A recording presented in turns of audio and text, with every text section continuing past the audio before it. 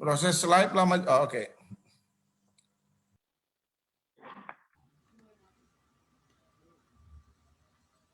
Baik, Shalom. Selamat malam kepada seluruh pemirsa yang menyaksikan tayangan ini dimanapun Anda berada. Terasa kita sudah sampai di pertemuan kedua dari rangkaian 28 pertemuan kita mengenai uraian dasar doktrin Alkitabiah. Dan tentunya pada malam hari ini, saya tidak akan sendirian, karena saya ditemani oleh para panelis atau narasumber yang ikut bergabung dalam pembahasan ataupun pelajaran pada malam hari ini. Dan saya akan memperkenalkan satu persatu panelis atau narasumber kita yang ikut bergabung pada malam hari ini. Yang pertama ialah Pendeta Agustus Manurung. Beliau adalah Gembala Jemaat GMHK Jatiwangi. Pendeta Agus Manurung, boleh menyapa pemirsa di rumah? Selamat malam para pemirsa dimanapun Anda berada. Terima kasih sudah boleh bergabung. Terima kasih. Selanjutnya ialah Bapak Evangelis Simon Kikau. Beliau adalah pimpinan Departemen Penginjilan Perorangan GMHK Jatiwangi. Pada Bapak Simon, boleh menyapa juga pemirsa semuanya. Selamat malam kepada seluruh pemirsa, khususnya saudara-saudara yang sedang menyiapkan kelas baptisan. Kita boleh bertemu lagi malam ini. Baik, terima kasih. Selanjutnya ialah Bapak Jordan Rajagoguk. Beliau adalah Ketua Jemaat GMHK Jatiwangi. Bapak Jordan, boleh menyapa pemirsa semuanya. Shalom, selamat malam semuanya saudaraku. Mudah-mudahan kita bisa mengerti firman Tuhan pada malam hari ini dan tentu saja firman ini bisa mengubah kehidupan kita semua. Amin. Amin. Baik, dan pada malam hari ini ada seorang narasumber khusus yang diundang oleh karena memang beliau ahli dalam pembahasan kita pada malam hari ini, yaitu Pendeta Asnawi Hutagalung. Beliau adalah Gembala Jemaat GMHK Cibubur. Kepada Pendeta Asnawi Hutagalung, boleh menyapa pemirsa sekalian. Shalom, selamat malam Bapak Ibu, saudara-saudara yang diberkati Tuhan, para pemirsa yang budiman, kita berjumpa lagi malam ini. Baik, puji Tuhan. Dan kita akan memulai pelajaran kita pada malam hari ini.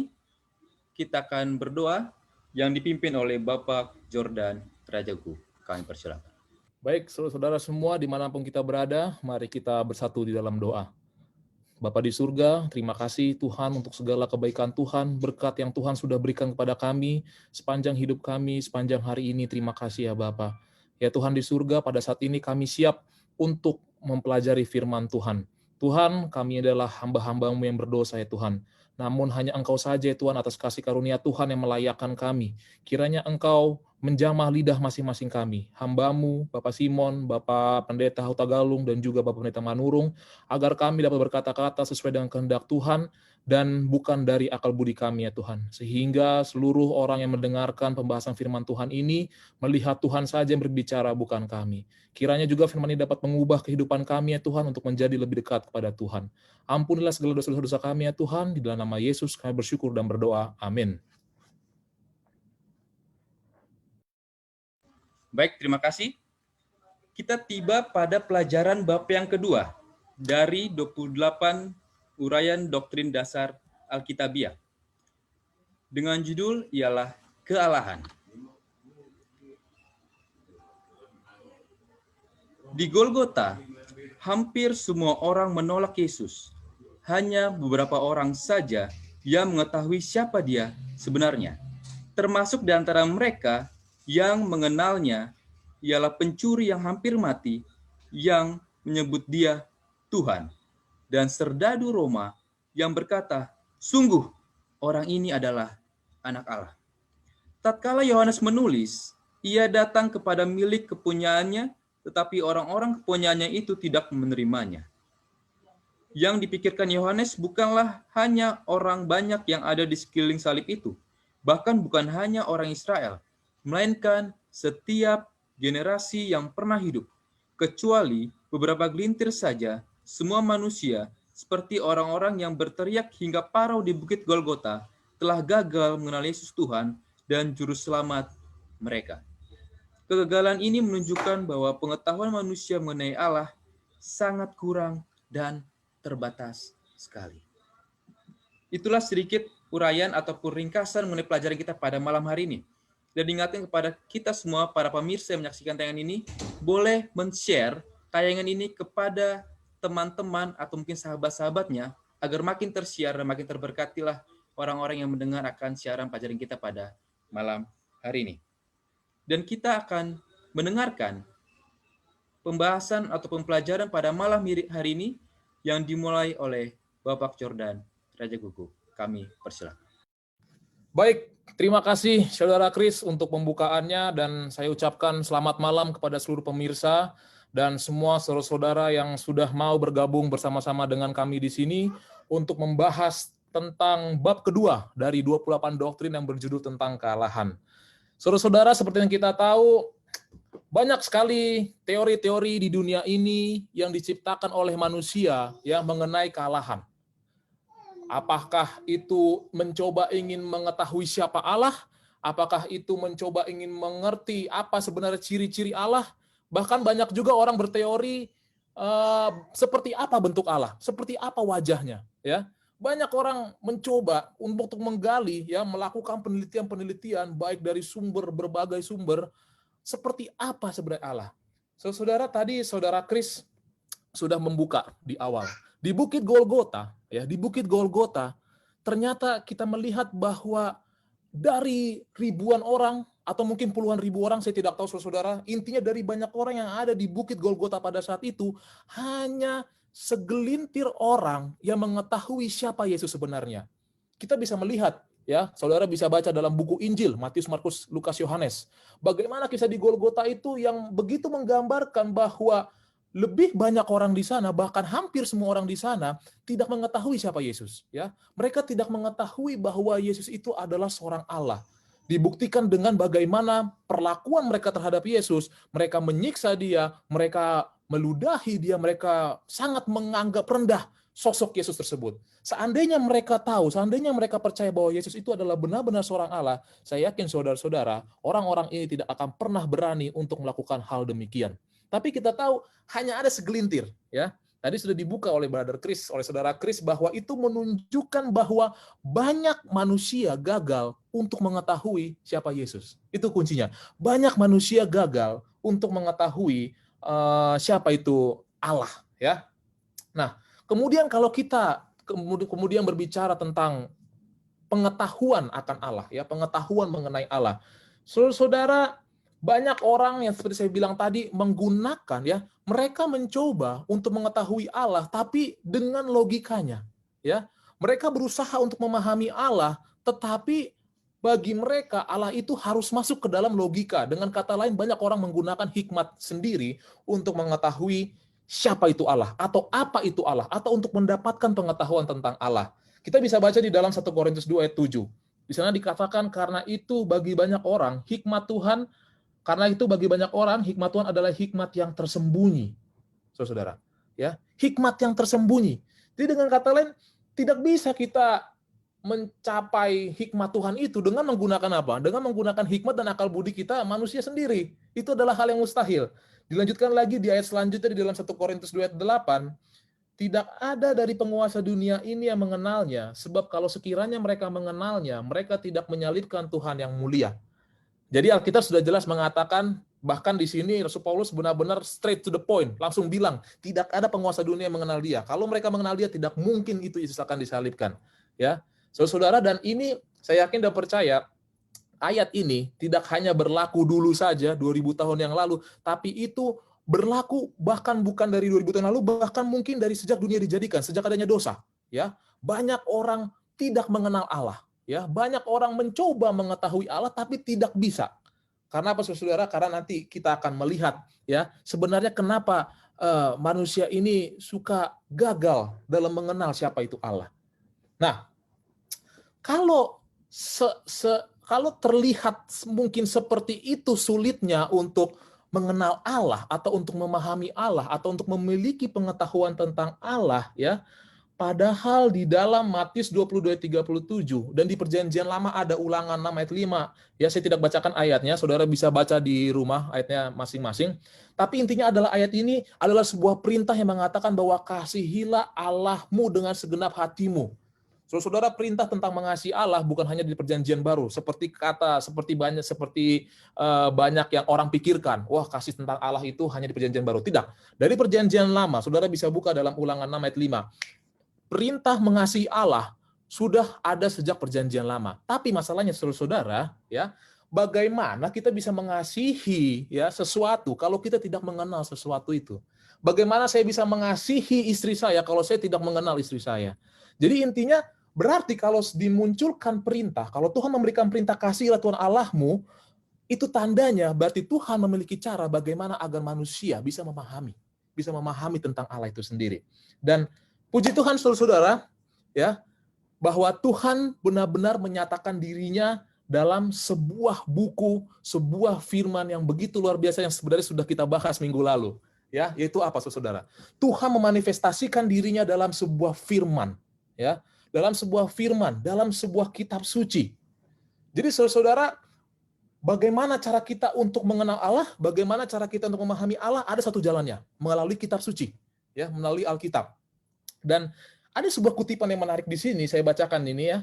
Dikatakan bahwa kekristenan bukanlah sebuah catatan dari hal pernyataan manusia mengenai Allah, melainkan hasil pernyataan Allah dari hal dirinya dan maksud-maksud tujuannya kepada manusia. Ini sebuah kabar baik, saudara. Ya, ini sebuah berita baik. Dikatakan bahwa kekristenan itu adalah bukan kita yang merekayasa atau bukan manusia yang menuliskan atau menciptakan tentang Allah, tapi justru kekristenan itu adalah wujud pernyataan Allah. Oleh karena itu, semua kita yang beragama Kristen, ya, semua orang yang mengaku Kristen itu seharusnya tahu bagaimana cara mengenal Allah yang apa? Allah yang benar. Bahkan lebih dalam lagi, Yesus langsung yang mengatakan, ya, Yesus langsung mengatakan di dalam 1 Yohanes 5 ayat 20. Ini Yohanes yang mengatakan, Anak Allah telah datang dan telah mengaruniakan pengertian kepada kita supaya kita mengenal yang benar dan kita ada di dalam yang benar. Dengan kata lain, saudara, pernyataan kasih Allah atau Allah menyatakan dirinya itu melalui Yesus. Ya, saudara ingin mengetahui Bapa, maka saudara bisa pergi pada Yesus. Jadi Tuhan sudah memberikan jalan ya bagi manusia untuk bisa memiliki pemahaman tentang siapa? Tentang Allah. Dari Alkitab dan yang pastinya dari siapa? Dari wujud anaknya sendiri yaitu Yesus Kristus. Nah, sekarang pernyataannya. Allah sudah memberikan jalannya, ya. Tapi sekarang bagaimana caranya supaya kita bisa benar-benar mengenal Allah? Ada beberapa tips, saudara. Ya, ada beberapa tips agar manusia kita, saya dan saudara, bisa betul mengenal Allah, ya, betul-betul mengenal Allah dan kita bisa mengerti seperti apa sebenarnya Allah tersebut. Kemudian, kala-kala yang pertama itu adalah di dalam Yohanes 7 ayat 17, saudara-saudara, kita bisa melihat di sana, dikatakan bahwa kita harus membuka diri kita dengan Roh Kudus. Nah, yang seperti saya bilang di awal tadi, banyak orang mencoba untuk mengenal Allah, tapi dia tidak meminta bantuan.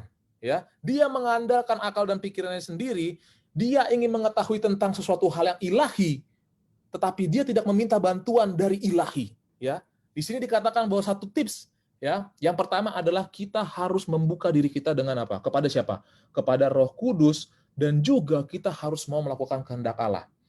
Kemudian dikatakan orang-orang yang tidak beriman tidak dapat memahami Tuhan. Jadi saudara, pada saat kita ingin memahami tentang Tuhan, kita harus percaya dulu. Ya, kita harus percaya dulu, minta bantuan Roh Kudus, kita harus percaya dulu, minta bantuan Roh Kudus, dan melalui tadi Alkitab dan juga kehidupan Yesus Kristus, kita bisa mengenal Allah. Nah, cara yang kedua adalah kita tidak boleh menempatkan diri kita ya di atas Allah. Cara untuk mempelajari pengetahuan mengenai Allah dari Alkitab berbeda dengan segala macam metode pengetahuan. Saudara, kalau kita belajar sains, kalau kita belajar ilmu sosial, ilmu apapun di dunia ini, mungkin metodenya akan mirip-mirip. Tapi kalau kita ingin belajar tentang Allah, tidak bisa, saudara. Ya, pada saat saya belajar tentang fisika, kimia, biologi, saya menganggap bahwa saya adalah orang yang belajar, maka ini saya akan mempelajari kamu, ya. Intinya apa? Saya menempatkan diri saya di atas pelajaran saya. Itu normal kalau kita belajar tentang ilmu dunia.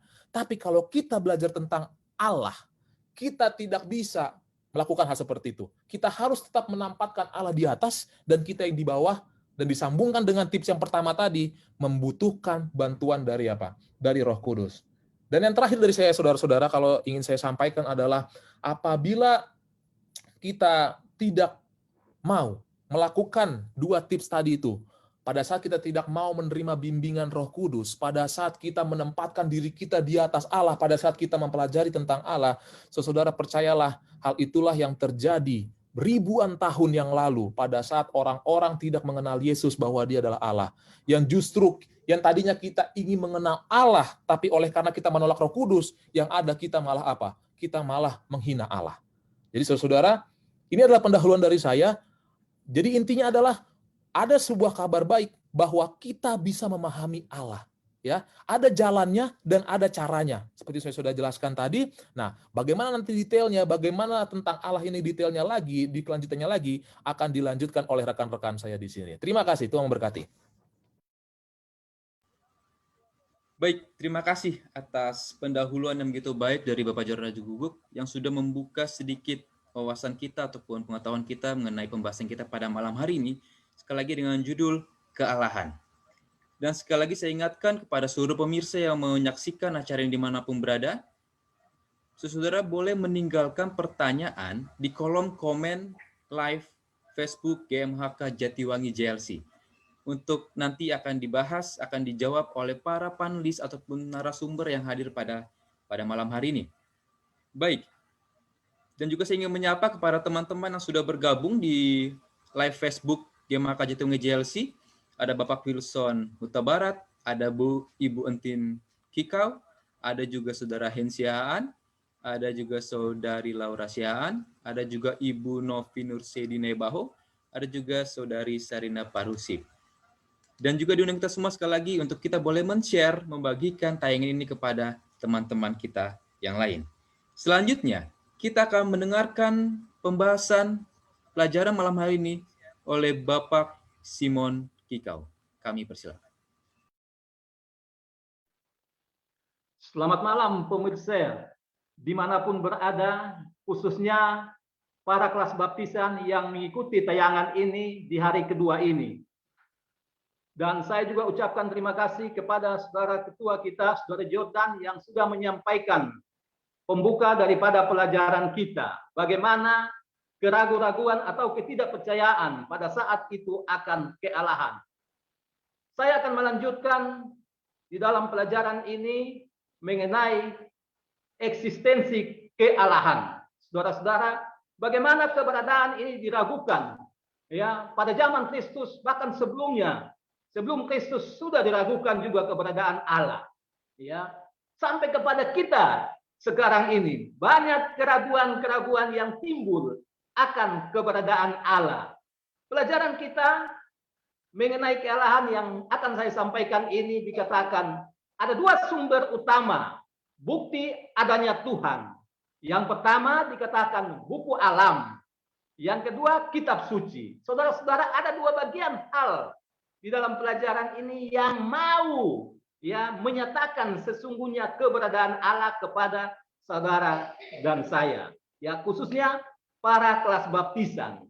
Kalau saudara-saudara kelas baptisan mungkin memegang Alkitab, kita akan memulai dengan keberadaan alam melalui kitab suci.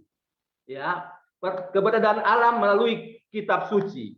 Di dalam Kejadian 1 ayat 1 dikatakan pada mulanya Allah menciptakan langit dan bumi. Inilah pernyataan ya sesungguhnya bagaimana keberadaan Allah. Dia yang menciptakan seluruh bumi ini. Sementara Daud menulis kembali di dalam Mazmur 33 ayat 6 dan 9 dikatakan sebab dia berfirman maka semuanya ada. Saudara-saudara, ditulis oleh Musa, dikuatkan oleh Daud.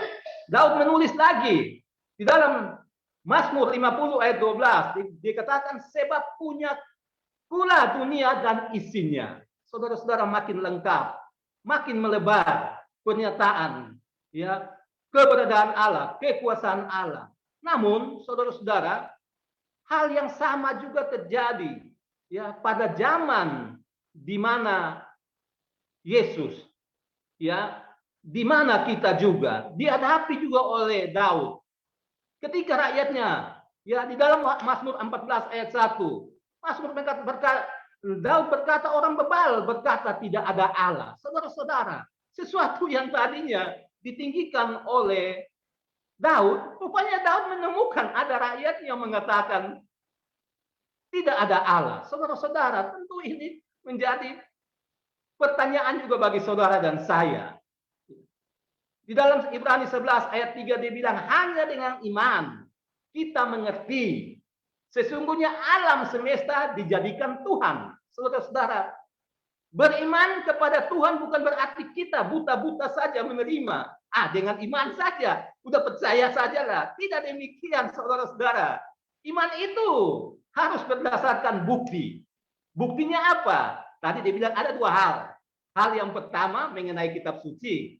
Hal yang kedua mengenai buku alam. Nah, sekarang kita masuk ke buku alam. Di dalam buku alam ini ditulis dalam Mazmur 19 ayat 2. Dikatakan, langit menceritakan kemuliaan Allah. Cakrawala menceritakan pekerjaan tangannya. Saudara-saudara, luar biasa tulisan ini. Bagaimana langit, ya, bagaimana cakrawala yang ada bisa menceritakan pekerjaan Tuhan.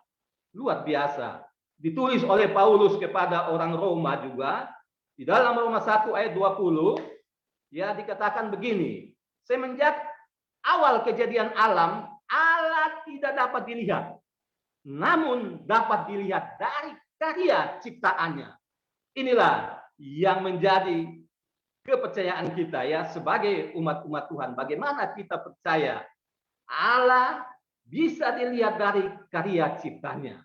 Bagaimana kedua hamba Tuhan ini saling mendukung, ya, saudara-saudara, untuk meyakinkan kita bagaimana sesungguhnya keberadaan Allah ini di dalam kehidupan kita, di dalam iman kepercayaan kita. Ayub menulis di dalam Ayub 26 ayat 7, bumi berputar mengelilingi matahari. Saudara-saudara, luar biasa. Tuhan menyuruh, ya, Tuhan menyuruh Ayub tulis, karena di saat nanti ada orang meragukan, ya, eksistensi saya, ya, ada orang meragukan sesungguhnya benar nggak ada Allah ini. Yesaya 40 ayat 22 dikatakan bumi bulat. Ya, Yesaya disuruh tulis juga untuk meyakinkan saudara-saudara. Inilah yang ditulis oleh kedua hamba Tuhan. Kalau begitu, apa buktinya? Saya membawa pikiran kita jauh dulu kepada sejarah, ya. Pada abad ke-17, ya, dibuktikan oleh Galileo Galilei, ya. Dia menyatakan sesungguhnya Allah yang menciptakan segala sesuatunya, ya. Galileo membuktikan bagaimana bumi mengitari matahari dan bagaimana dikatakan bumi ini bulat. Saudara-saudara, ini membuktikan, ya, langit cakrawala, ya, menunjukkan bagaimana eksistensi Allah. Itulah yang dikatakan bagaimana alam membuktikan sesungguhnya ada Allah, ya, Allah yang berkuasa. Ditunjukkan oleh Galileo Galilei, menunjukkan bagaimana sains penemuan dia dapat diakui, ya, dapat mendukung apa yang Alkitab katakan. Namun saudara-saudara, ada sesuatu hal yang cukup mengganggu, ya, Galilei.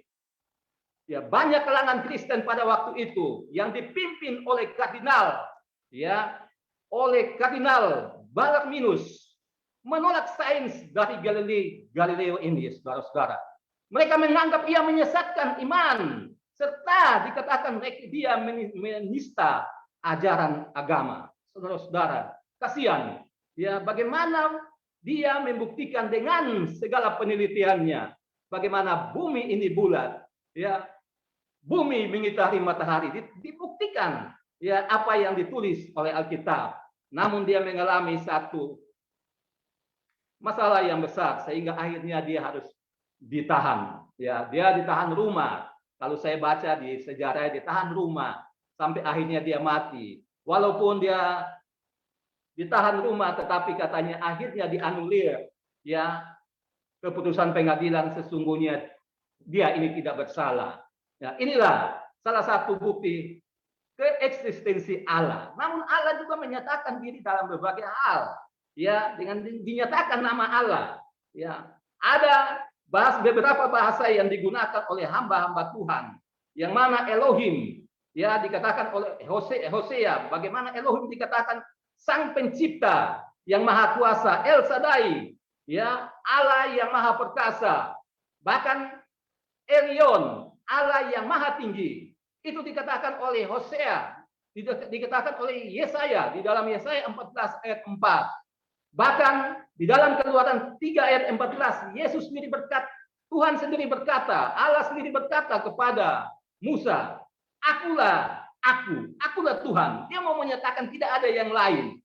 Di dalam 1 Timotius 1 ayat 17, Timotius, seorang muda menulis, dikatakan Allah itu Esa. Saudara-saudara, inilah sebutan nama Allah banyak, sehingga banyak membuat orang bingung. Namun semua itu katanya satu, hanya dalam bahasa-bahasa yang berbeda-beda. Ciri-ciri Allah pun banyak. Ya, di dalam Mazmur 115 ayat 3, di dalam Ayub 37 ayat 16 dikatakan Allah Maha Tahu. Daniel 4 ayat 17, Allah yang Maha Kuasa. Mazmur 33 ayat 11, Allah yang kekal dan tak berubah. Wahyu 1 ayat 8 dikatakan Allah yaitu awal dan akhir, alfa dan omega.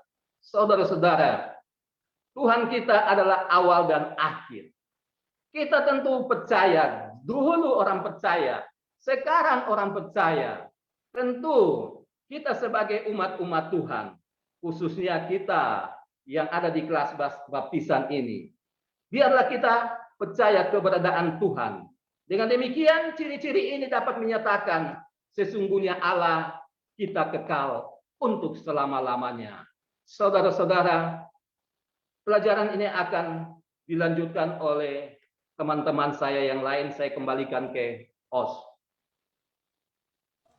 Baik, terima kasih atas pemaparan yang begitu baik dari Evangelis Bapak Simon Kikau yang sudah mengutarakan atau memaparkan tambahan mengenai sifat kekalahan ini.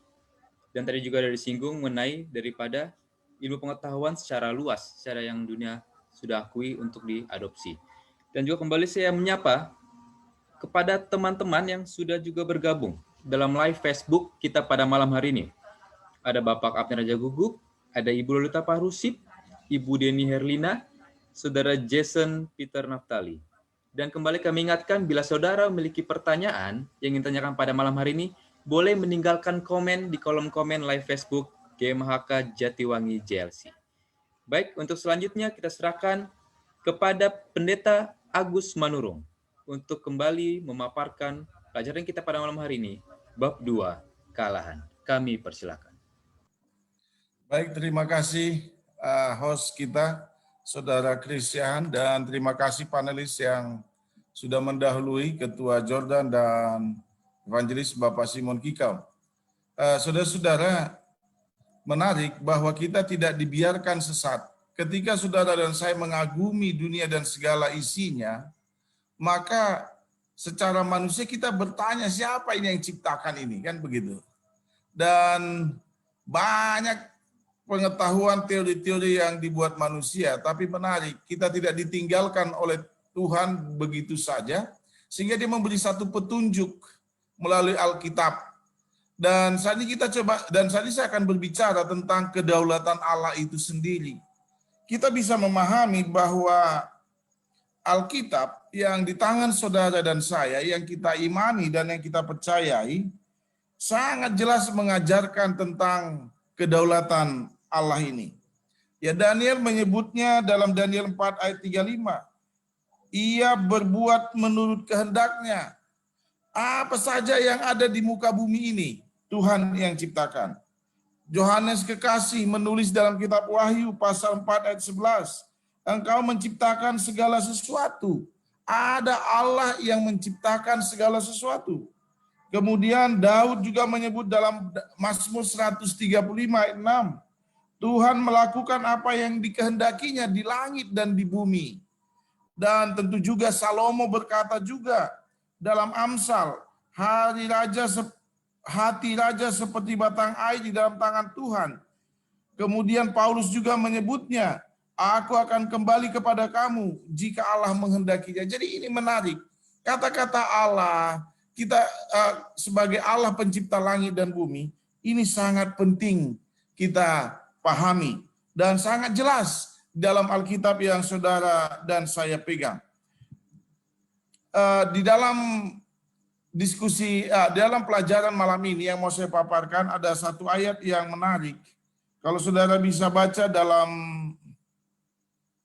kitab Roma pasal 8:29, mereka yang ditentukannya dari semula untuk menjadi serupa dengan gambar anaknya. Bagaimana sih menentukan? Seakan-akan bahwa ada penentuan-penentuan yang ditaruh oleh Allah terhadap manusia yang sekarang ini sedang mencari eksistensi. Saya mau katakan begini, dunia ini penuh dengan manusia sekarang ini. Kalau jumlahnya mungkin sudah sangat banyak, miliaran. Lalu seakan-akan ada yang dinyatakan selamat, ada yang tidak selamat. Karena Rasul Paulus mencatat dalam Roma 8:29 tadi, mengatakan Allah ini sebenarnya mengendalikan segala sesuatu yang ada di muka bumi ini. Tapi masalahnya, orang berpikir, wah ini penentuan yang dari semulanya diselamatkan, dan ada yang tidak diselamatkan. Sebenarnya kalau kita dalami ayat ini, maka ayat ini bukan sedang berbicara tentang Allah memilih orang selamat, lalu Allah menentukan seseorang itu tidak selamat atau binasa, tidak. Saya percaya bahwa Allah sangat mengasihi dunia dan segala isinya. Siapapun manusia yang ada di dunia ini, Allah amat mengasihinya. Berulang kali Allah menunjukkan kasih sayangnya itu.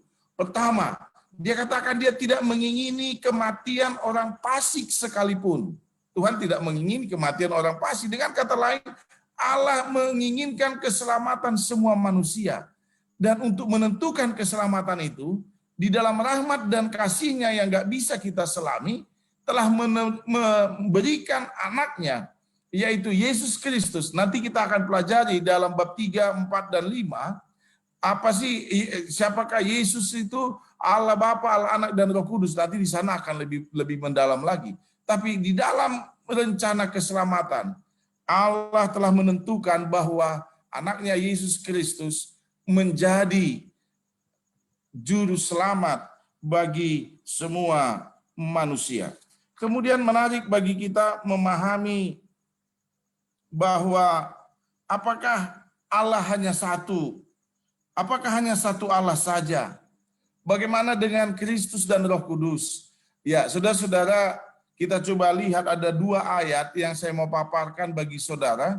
Di dalam Ulangan pasal 6 ayat 4, dan itu kitab Perjanjian Lama yang berbicara bahwa Allah itu Esa.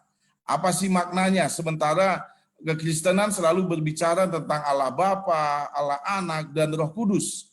Namun kalau kitab Ulangan 6 ayat 4, kalau saudara baca, Allah kita itu Allah yang Esa. Dan kalau saudara juga baca dalam Yohanes 17 ayat 3, saudara juga akan menemukan kalimat satu-satunya Allah. Satu-satunya Allah. Menarik. Kalau begitu, apa yang dimaksud dengan Esa atau satu-satunya Allah tadi? Ini penting. Saudara-saudara, Gereja Maseven hari ke-7 memahaminya bahwa sesuai dengan ajaran Alkitab, hanya ada satu Tuhan, yaitu Bapa, Anak, dan Roh Kudus, satu kesatuan, tapi tiga pribadi. Ya, satu kesatuan, tapi tiga pribadi. Kalau begitu satunya apa? Yang disebut Esa itu apa? Ini ada tiga pribadi, Allah Bapa, Allah Anak, dan Roh Kudus. Kalau begitu Esanya apa? Tujuannya. Tujuannya menyelamatkan manusia. Ini satu kesatuan, tiga pribadi dalam segala rencananya, di dalam segala kemahatauannya, di dalam segala maha kuasanya, di dalam segala maha hadirnya, dan bahkan di dalam maha cintanya kepada kita untuk keselamatan umat manusia. Dan kemajemukan Allah ini, walaupun disebut tadi Esa, namun dia ada 3 pribadi, Allah Bapa, Allah Anak, dan Roh Kudus. Nah, ini kita bisa pahamin ketika dunia diciptakan. Dalam Kejadian 1 ayat 26, baiklah kita menjadikan manusia menurut gambar dan rupa kita. Di sana dicetuskan kata kita adalah oknum kealahan. Ya, kata kita tentu majemuk, lebih dari satu. Kata kita di sana bukan tunggal. Esa di sana bahwa kita menciptakan langit dan bumi. Mereka mempunyai tujuan yang sama, menciptakan langit dan bumi. Ada lebih dari satu oknum dan kita amini 3 oknum itu adalah Allah Bapa, Allah Anak, dan Roh Kudus. Marilah kita menjadikan manusia menurut gambar dan rupa kita. Mereka mempunyai tujuan yang sama. Tetapi oleh karena dosa, manusia yang diciptakan itu yang sempurna tadi itu hilang dari Taman Eden dan sekarang kita hidup dalam dunia yang penuh dengan dosa. Tapi ketiga oknum ini, kealahan ini, telah menunjukkan kasihnya yang besar kepada saudara dan saya, bahwa mereka mempunyai tujuan yang sama. Allah Bapa, Allah Anak, dan Roh Kudus tidak menginginkan kematian orang fasik sekalipun. Ini menunjukkan kasih Tuhan yang sangat luar biasa bagi saya dan saudara. Kalau begitu, apa yang harus kita perbuat? Allah menunjukkan apa yang disebut dengan kebebasan memilih. Saudara-saudara, ini penting. Di dalam pengajaran Alkitab, kita bisa memahami bagaimana Allah memberikan kebebasan memilih bagi setiap individu manusia, termasuk kepada saya dan saudara. Tetapi di dalam kebebasan memilih ini, Allah menunjukkan kasih-Nya. Sama seperti orang tua, saya mau katakan, nak, jangan main api, nanti terbakar. Nak, jangan main pisau, nanti kamu terpotong. Ya, dengan kata lain, walaupun diberi kebebasan memilih, Allah di dalam rahmat dan pengajarannya memberikan begini. Kalau engkau menjadi orang yang penurut dan benar, ini upahmu. Tapi kalau engkau memilih durhaka atau berdosa atau jahat, ini akibatnya. Hanya begitu. Ya, paling tidak kita memahami akibat dosa adalah kita terpisah dari hubungan dengan Allah. Dalam Roma diucapkan bahwa upah dosa adalah maut. Tuhan tunjukkan ini.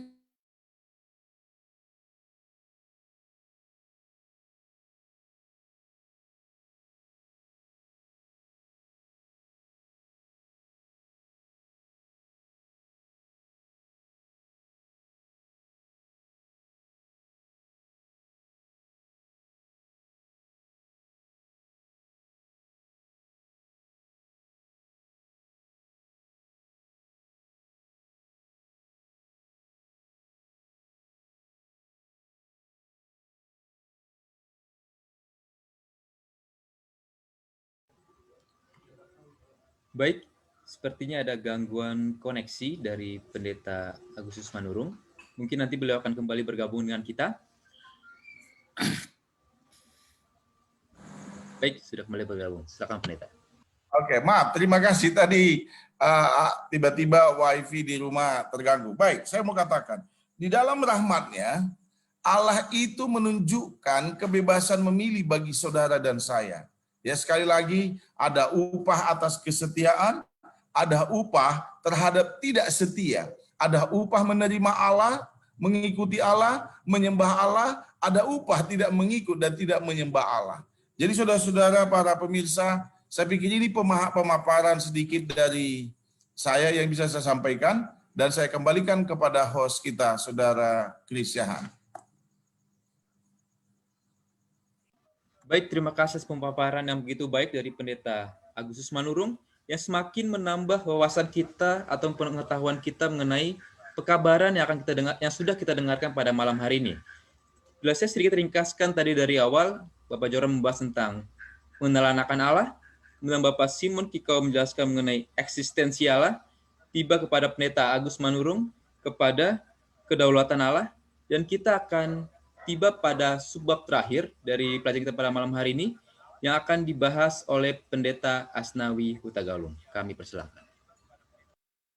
Baik, Bapak Ibu pemirsa yang diberkati Tuhan, selamat malam bagi kita semuanya. Terima kasih untuk Krisyahan sebagai host, dan juga para panelis, Ketua Jordan Raja Guguk, Pendeta Agus Manurung, dan Evangelis Simon.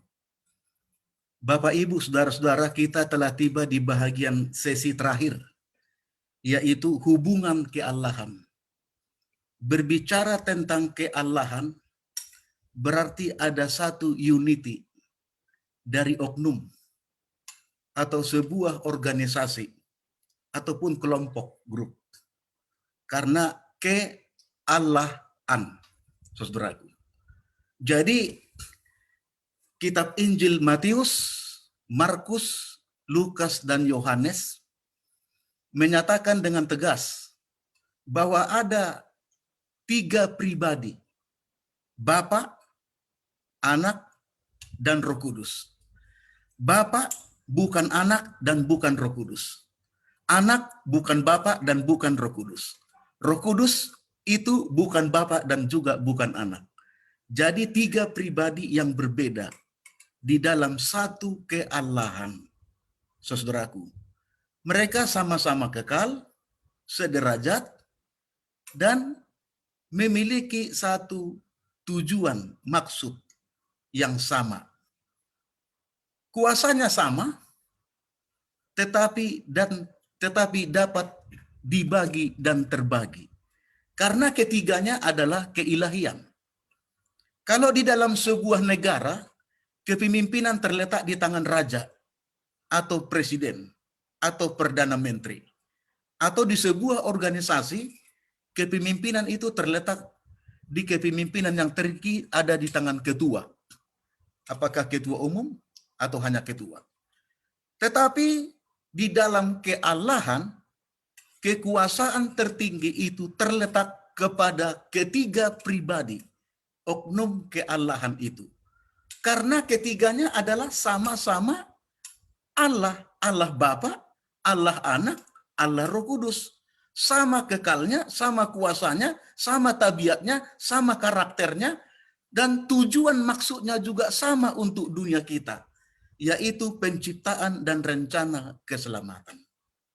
Saudaraku, yang pertama yang mau saya katakan adalah hubungan keallahan ini adalah hubungan kasih yang sejati. Oknum pribadi ini memiliki kasih yang sama.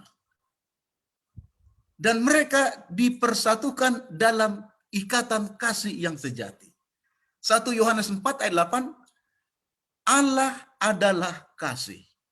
Keallahan itu, ketiga oknum itu adalah kasih. Tetapi kasih itu bukan Allah. Allah itu yang kasih. Kasih itu bukan Allah, saudaraku. Dan ketika Yesus berseru, di waktu dia disalibkan, Eloi, Eloi, lama sabachthani. Allahku, Allahku, mengapa engkau meninggalkan aku?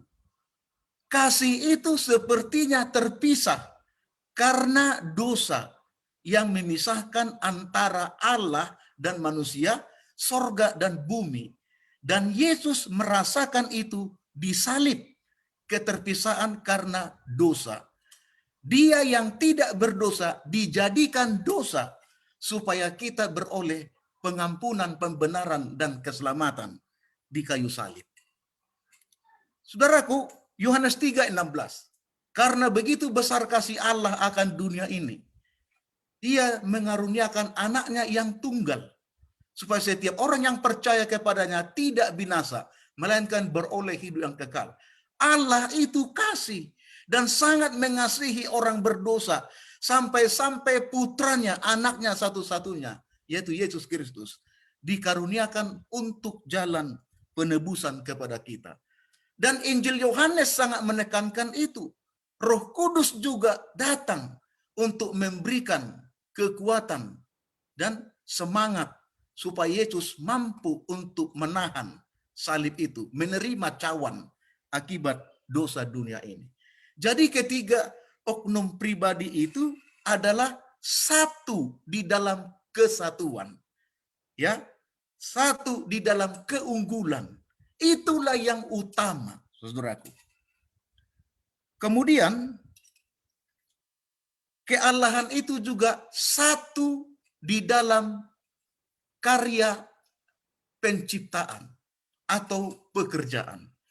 Kalau kita membaca Yohanes 1 ayat 1 sampai 3, pada mulanya adalah firman, firman itu bersama-sama dengan Allah, dan firman itu adalah Allah. Segala sesuatu dijadikan oleh Dia dan untuk Dia, dan tanpa Dia tidak ada segala sesuatu yang telah dijadikan. Dan ini adalah koneksinya Kejadian 1 ayat 1 dan 2. Pada mula pertama Allah menciptakan langit dan bumi. Bumi belum berbentuk dan kosong. Gelap gulita meliputi samudra raya. Dan roh Allah melayang-layang di atas permukaan air. Jadi Allah dan Yesus, Bapa dan Anak itu satu di dalam karya agung penciptaan langit dan bumi dan segala isinya. Dan untuk membentuk segala sesuatu menjadi jelas, menjadi ada, dapat dilihat dan dijaba, maka Roh Kudus itu turut untuk bekerja di dalam satu kesatuan yang bulat, yang unggul, yang utuh dalam keallahan itu. Saudaraku, kemudian juga di dalam penebusan, ya, mereka itu satu. Bapa, Anak, dan Roh Kudus itu satu di dalam tujuan, maksud, rencana keselamatan, penebusan. Yohanes 17 ayat 3, Bapa mengutus Anak, dan Anak melakukan pekerjaan sesuai dengan perintah Bapa, dan Roh Kudus ikut di dalam semua pelaksanaan penebusan itu, karena Roh Kudus itu bertugas berfungsi untuk perwujudan pelaksana dari semua rencana Allah. Di Perjanjian Lama, Roh Kudus itu aktif melalui malaikat untuk menyampaikan firman, nubuatan, dan juga segala sesuatu dalam mimpi-mimpi hayal kepada nabi-nabi. Dalam Perjanjian Baru, Roh Kudus itu juga aktif. Kalau kita lihat waktu Maria yang masih gadis, datang Roh Kudus kepadanya. Ya, Roh Kudus berbicara, berbisik kepadanya, "Hai engkau yang diberkati Allah yang Maha Tinggi." Jadi Roh Kudus datang lalu berkata, engkau yang diberkati Allah yang Maha Tinggi, Bapa, bahwa engkau akan mengandung karena kuasa Bapa dan kuasa Roh Kudus. Bahwa kandunganmu itu terjadi karena kuasa Roh Kudus. Jadi, saudaraku, ada ketiganya tampil di sana. Kemudian waktu Yesus dibaptis, Matius pasal 3 ayat 15 sampai 17. Ketika Yesus dibaptis, maka datang burung merpati, manifestasi dari Roh Kudus, burung merpati, saudaraku, lenggap di atas kepala Yesus untuk mengurapi, lalu langit terkoyak, terdengar suara dari sorga, Bapa itu berbicara, "Inilah anak yang kukasihi, kepadanya lah aku berkenan." Jadi di Sungai Yordan ketika Yesus dibaptis, Trinitas itu tampil, saudaraku. Walaupun dalam Alkitab tidak ada kata Trinitas, tidak ada kata Tritunggal, tapi jelas konsep, prinsip daripada ketritunggalan itu, keallahan yang Tritunggal itu, Allah yang Trinitas itu jelas dinyatakan, saudaraku. Bahkan Yesus sendiri mengatakan dalam Matius pasal 28 ayat 19, ya, baptislah mereka dalam nama Bapa, Anak, dan Roh Kudus. Jadi Yesus menegaskan, mengajarkan, menandaskan bahwa ada Tritunggal, Trinitas, yaitu keallahan di dalam 3 oknum pribadi yang berbeda. Baptislah mereka dalam nama Bapa, Anak, dan Roh Kudus. Rasul Paulus juga kalau kita membaca, saudaraku, sering dia di akhir dari penulisannya setiap buku, seperti contoh dalam 2 Korintus pasal 13 ayat 13, ya. Kasih karunia dari Yesus Kristus dan kasih Allah Bapa dan persekutuan Rohul Kudus menyertai kamu senantiasa. Jadi saudaraku, kita lihat ini, Rasul Petrus juga dalam 1 Petrus 1:13 menekankan bahwa keselamatan kita oleh karena Yesus Kristus, di mana Allah yang Maha Tinggi mengaruniakan kepadanya kuasa untuk melakukannya, dan Roh Kudus itu bekerja aktif untuk kita bisa menerima keselamatan yang ditawarkan Yesus. Jadi Tiga pribadi ini ditekankan sangat jelas oleh Yesus, oleh Paulus, oleh Petrus di dalam perjanjian baru, Bapak Ibu. Jadi kealahan ini ada di dalam hubungan yang satu, intim, solid, kuat, yang tidak terpisahkan. Walaupun kuasa ilahinya terbagi, namun ketiganya memiliki wewenang otoritas yang sama. Di dalam pekerjaan, di dalam penebusan, dan di dalam hubungan kasih. Lalu yang terakhir, ketiga pribadi ini dalam hubungan kealahan adalah fokusnya, titik utamanya, inti daripada segala sesuatu rencananya adalah keselamatan. Keselamatan orang berdosa. Itulah sebabnya Yesus datang untuk menggenapi Kejadian 3 ayat 8 sampai 15. Karena di sana direncanakan akan ada seorang yang datang, diutus dari sorga. Bukan dari manusia. Bukan dari manusia, tapi dari sorga. Tetapi mengapa Yesus harus menjadi manusia? Supaya bisa menyelamatkan kita, maka Allah harus menjadi manusia. Yohanes 1 ayat 1-3, lalu ayat 14. Firman itu telah menjadi manusia dan diam di antara kita, supaya kita dapat melihat terang kemuliaan Allah dan beroleh keselamatan. Jadi untuk menjangkau orang berdosa, Allah, Yesus harus menjadi manusia, saudaraku. Dan inilah inti keselamatan kita. Kita dapat baca dalam Efesus pasal 5 ayat 23, Filipi 3 ayat 24, dan Titus 3 ayat 4 dan 6, bahwa Yesus adalah pokok keselamatan satu-satunya bagi orang berdosa, karena dialah yang diutus oleh Bapa. Dan sekarang setelah Yesus naik ke sorga, maka Roh Kudus itu bekerja untuk menginsapkan kita, menobatkan kita. Tetapi dia tidak datang untuk memberikan pengajaran yang baru dan keselamatan yang baru. Dia hanya menuntun kepada Yesus, kebenaran satu-satunya dan keselamatan satu-satunya yang telah dibuat oleh Yesus sendiri sebagai karya agung daripada kealahan itu. Terima kasih, saya kembalikan kepada host. Inilah pelajaran kita pada malam hari ini. Baik, terpuji nama Tuhan oleh karena semakin jelas lagi sebenarnya kita mengetahui mengenai kealahan. Dan tadi saya jelaskan mengenai hubungan kealahan. Dan kembali sebelum saya akan membacakan pertanyaan, saya ingin menyapa juga kepada saudara yang juga sudah bergabung di live Facebook kita pada malam hari ini. Ada Bapak Edgar Sitohang, ada Saudari Laura Sihaan, ada Saudari Triwani Sringoringo, ada Bapak Maurice Sihaan, ada juga Bapak Mumek Jimmy, ada Ibu M. Sihaan, ada Ibu Evi Kanakan, dan juga Ibu Tiara Manik. Dan kembali, bila mana saudara ataupun pemirsa di rumah memiliki pertanyaan, boleh meninggalkan di kolom komen di live Facebook GMHK Jatiwangi JLC. Dan di tangan saya sudah terdapat 5 pertanyaan yang nanti akan dibahas oleh para panelis masing-masing. Mungkin dari para panelis bisa memberikan semacam tanggapan secara singkat agar saling melengkapi satu dengan yang lainnya. Baik, pertanyaan pertama akan saya bacakan.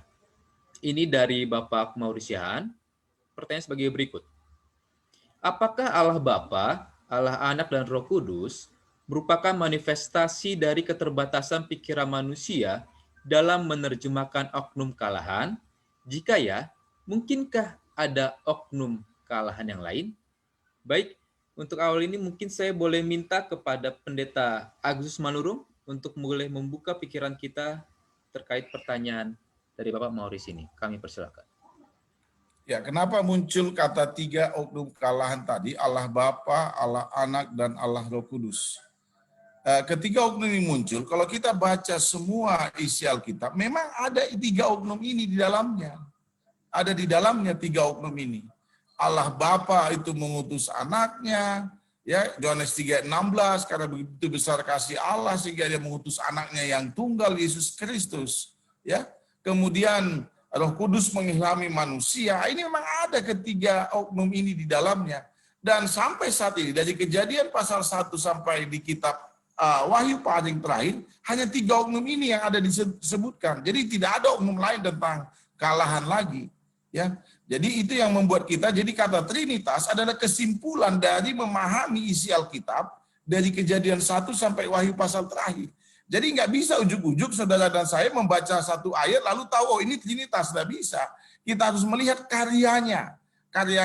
Kita harus memahami karya dari Kejadian 1 sampai Wahyu. Bagaimana? Apa karya Roh Kudus? Allah Roh Kudus, apa karya Allah Bapa, apa karya Allah Anak. Di sana ada. Sehingga kita berkesimpulan ketika dibagi ini semua, karya-karyanya memang esa tujuannya, memang satu tujuannya, satu kuasanya, itulah yang membuat kita memahami, oh ini rupanya ada 3 unum kalan. Jadi nggak ditemukan lagi, kecuali nanti saudara kita berbicara tentang pemahaman Allah lain yang ada di Alkitab. Tentu maksud Allah lain itu yaitu berhala-berhala yang disembah oleh bangsa-bangsa Israel kuno atau tetangga-tetangga bangsa Israel. Tapi ketika berbicara tentang kealahan melalui karyanya dari Kejadian 1 sampai Wahyu pasal 22 itu, karya-karya inilah yang mau tidak mau, saudara dan saya akhirnya memahami, oh ada Allah Bapa, oh ada Allah Anak, oh ada Allah Roh Kudus. Saya pikir itu, saya kembalikan kepada host. Baik, terima kasih atas penjelasannya oleh Pendeta Agustus Manurung. Ini selanjutnya oleh Pendeta Asnawi Huta Galung. Kami persilakan untuk berikan tambahan. Baik, terima kasih. Jadi tidak ada lagi kealahan daripada 3 pribadi ini. Dan tidak ada lagi Allah yang lain, saudaraku. Karena hanya akulah Tuhan, Allah pencipta langit dan bumi. Itu jelas dikatakan oleh Alkitab kepada kita. Nah, kenapa ini dibuat seperti ini? Saudaraku, sebenarnya kalau kita baca Alkitab, kita buka hati kita, lalu kita terima dengan iman, sebenarnya sangat mudah. Yang mempersulit kita adalah bila mana kita mengambil secara rasio. Kita menggunakan logika kita, akal kita, bukan iman kita. Lalu kita dikaburkan oleh banyak istilah-istilah yang digunakan oleh teologi. Jadi teologi terminologi. Seharusnya kita tidak menggunakan itu untuk membahas Alkitab. Doktrin apapun, ajaran apapun. Seharusnya kita menggunakan biblical terminologi, bukan teologi terminologi, saudaraku. Supaya kita mengerti dengan jelas. Sangat sederhana Alkitab ini. Bapa sebagai sumber daya satu-satunya kebutuhan alam semesta. Yesus sebagai mediator, pengantara antara sorga dan bumi. Bapa dengan manusia, Allah dengan manusia. Lalu Roh Kudus itu sebagai perwujudan pelaksana tugas dari semua misi Allah di atas muka bumi ini. Jadi ibaratnya kalau dalam suatu perusahaan atau dalam satu organisasi, ini namanya job description. Pembagian tugas dari ketiga kealahan itu kepada manusia dunia kita ini. Terima kasih.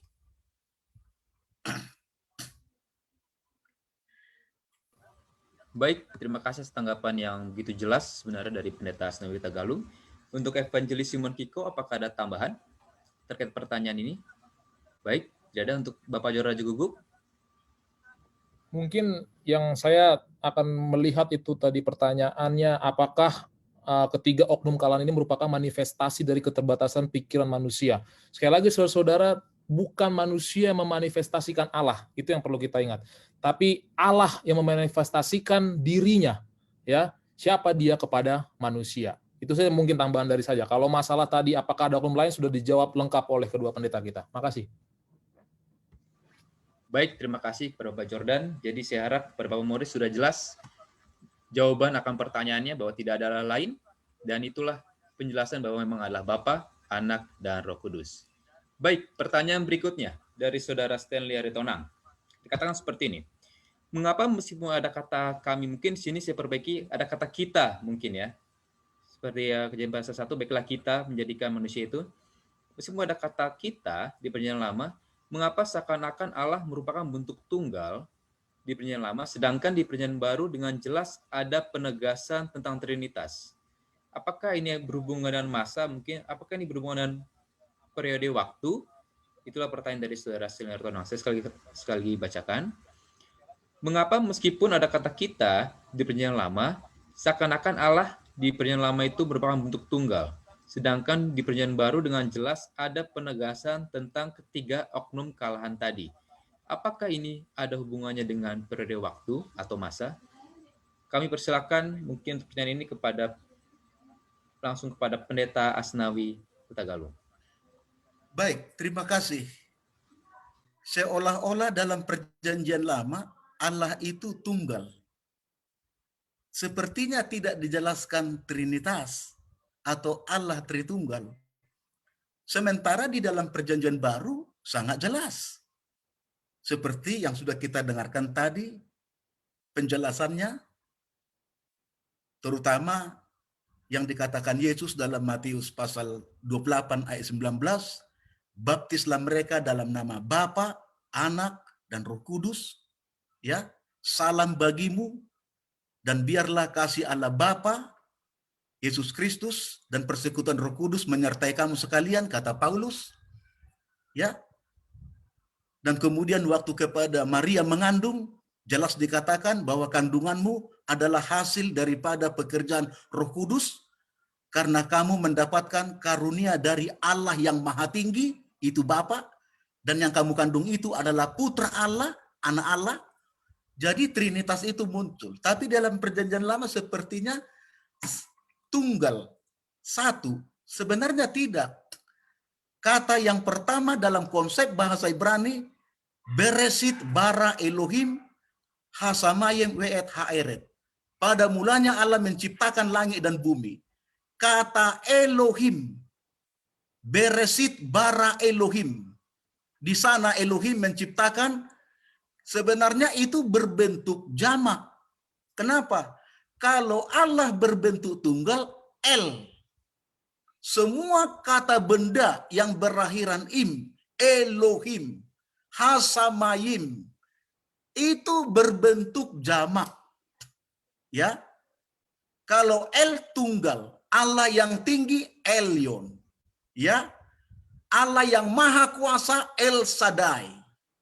El itu tunggal, Shaddai maha kuasa, El Shaddai. Ya. Allah yang memelihara, El Roi. Ya. Jadi sepertinya bukan tunggal Elohim di ayat 1, Kejadian 1 ayat 1.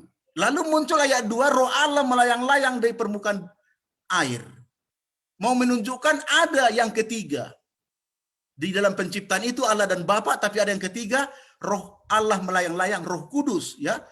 Lalu di dalam ayat 6, Kejadian 1 ayat 6, baiklah kita menjadikan manusia menurut gambar dan rupa kita. Kata kita di sana bukan hanya menyatakan jamak dari Trinitas, Bapa, Anak, dan Roh Kudus, tetapi Allah itu berbicara di mana? Di sorga, dalam Dewan Musyawarah Tuhan, konferensi sorga, dikumpulkan semua malaikat yang diciptakan itu. Dan ketika dikumpulkan semua malaikat yang diciptakan itu, Allah Bapa, Anak, dan situ hadir, Allah langsung berbicara, baiklah kita. Jadi kita lihat konteksnya, di mana Allah berbicara tentang kita? Di hadapan Dewan Musyawarah Allah. Konferensi sorga. Sama dengan yang di Kejadian 3 ayat 22, ketika manusia jatuh ke dalam dosa, lalu Tuhan mengatakan, lalu Tuhan membawa kembali ke dalam konferensi sorga, dikumpulkan semua makhluk sorga malaikat, tentunya hadir di sana juga siapa? Anak dan Roh Kudus. Lalu Bapa mengatakan, manusia itu sudah menjadi salah satu dari kita, dari antara kita. Jadi supaya jangan dimakan lagi buah itu, lebih baik kita usir dia dari Taman Eden. Jadi sebenarnya konsep perjanjian lama dengan konsep perjanjian baru tidak berbeda, sama. Ada prinsip yang sangat mendasar ditunjukkan, dinyatakan kepada kita tentang kealahan Tritunggal. Allah pribadi yang tiga itu. Terima kasih. Baik, terima kasih atas penjelasan yang begitu jelas sekali oleh Pendeta Asnawi Hutagalung. Untuk Evangelis Simon Kikau, apakah ada tambahan terkait pertanyaan ini? Sudah jelas. Sudah jelas, baik. Terima kasih. Untuk Bapak Jordan, Raja Guguk, apakah ada tambahan? Sudah jelas juga. Mungkin langsung kepada Pendeta Agus Manurung. Sudah jelas. Baik. Kita pertanyaan berikutnya. Ini pertanyaan dari Saudara Don Resian, ada dua. Nanti mungkin akan saya rangkumkan saja. Dan seperti ini pertanyaannya. Allah adalah misteri. Kita dapat mengenalnya melalui ciptaannya dan kitab suci. Seberapa banyak yang bisa kita ketahui tentang Allah dari kedua sumber ini? Apakah kita bisa tahu 100% tentang Allah hanya dari dua sumber ini? Begitu dulu kita akan bahas satu-satu. Mungkin para panelis bisa membahas secara singkat saja. Kepada Pendeta Agus Manurung, boleh untuk berikan penjelasan. Ya, sumber apa lagi yang mau kita cari gitu ya. Saya pikir alam ini bercerita tentang kemahakaryaan Allah gitu ya. Jadi ketika saudara dan saya melihat lautan begitu luas, melihat cakrawala luar biasa, ini kan kita harus pahami bahwa ini tidak terjadi begitu saja. Ini poinnya ya. Jadi tidak terjadi begitu saja. Ada sesuatu yang menciptakan yang disebut tadi kealahan tadi. Ya, jadi alam ini pasti, dan kemudian untuk menuntun kita lebih memahaminya, kita saya lihat internet saya lagi unstable. Kemudian untuk memahaminya lagi ya firman Allah ini. Ya, firman Allah ini karena kita tidak bisa lagi face to face dengan Tuhan karena dosa tadi, karena kesalahan dan dosa kita terpisah dengan Allah. Sehingga Allah mengutus para nabi yang menulis Alkitab ini yang kita sudah pelajari di bab 1, bagaimana 1500 tahun ini ditulis Alkitab ini, bagaimana mereka dapat ilham sorga. Para nabi itu menerima ilham bukan karena kepintarannya menulis. Kita harus tahu bagaimana Tuhan memberikan thoughts inspiration bagi mereka, dan mereka menulis itu semua karya-karya Allah. Dan inilah yang mau saya katakan tadi. Lalu pertanyaan yang menarik dari saudara Donata atau Hans Sian tadi, ada enggak cara lain? Ya, saya tidak melihat cara apa lagi gitu. Kalau bicara dunia dan segala isinya satu cara, lalu Alkitab satu cara.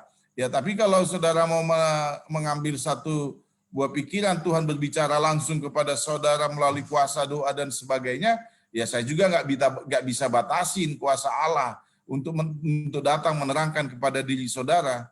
Tapi saya percaya dua hal ini melalui ciptaannya, melalui firman Allah, kita bisa memahami tentang Allah. Saya pikir itu dari saya.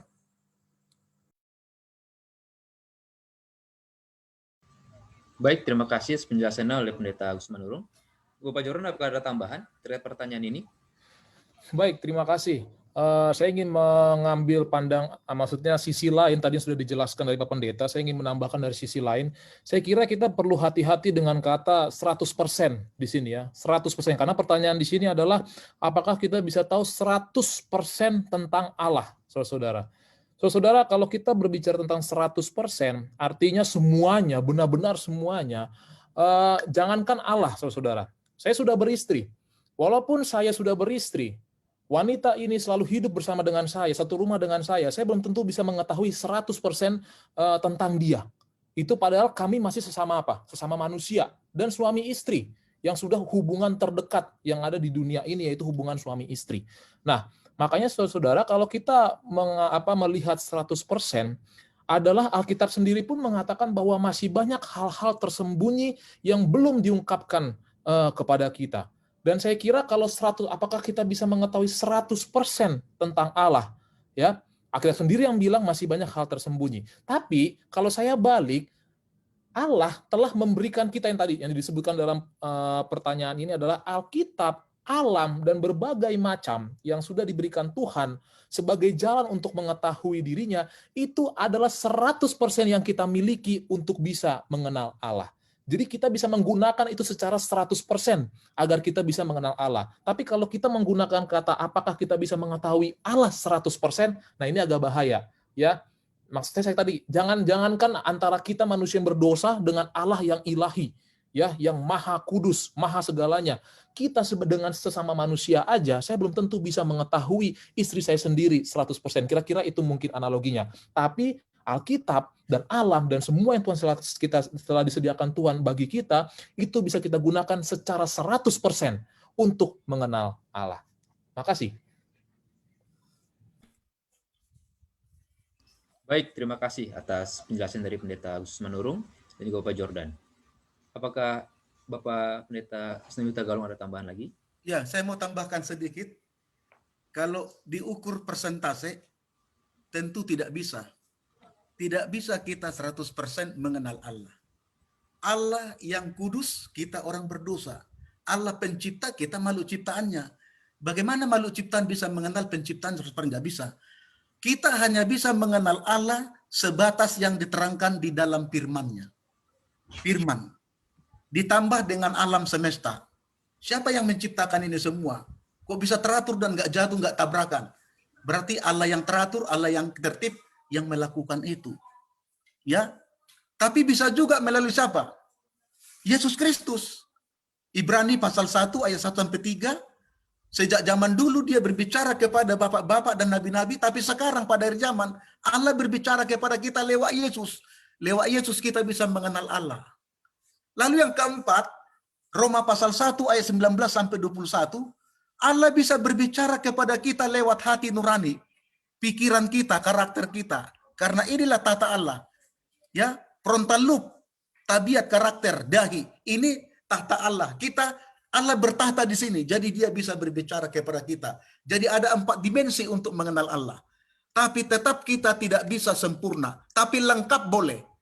Saya boleh lengkap. Lengkap sebatas yang saya mengerti. Itu udah lengkap bagi saya. Tapi sempurna 100% tidak bisa. Saudaraku. Itu jelas. Waktu Lucifer memberontak di sorga, malaikat-malaikat yang sudah sejak zaman kekekalan, kita nggak tahu berapa ribu tahun di sorga itu. Sejak zaman kekekalan, sudah ada malaikat-malaikat bersama dengan Tuhan, yang setiap pagi, setiap hari, bersama dengan Tuhan dan menyembah Tuhan.